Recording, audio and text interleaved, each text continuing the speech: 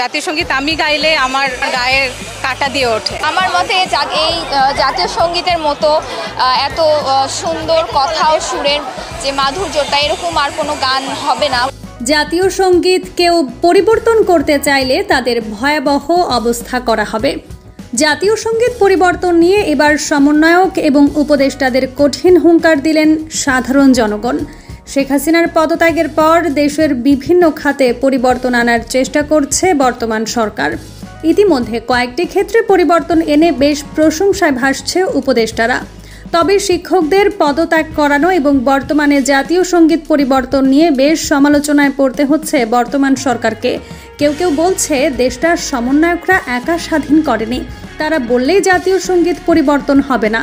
এই জাতীয় সঙ্গীতের সাথে আমাদের আবেগ জড়িয়ে আছে।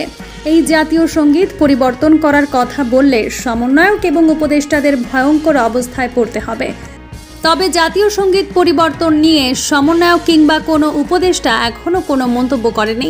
সাধারণ মানুষদের মধ্যেই একদল মানুষ চাচ্ছে জাতীয় সঙ্গীত পরিবর্তন হোক।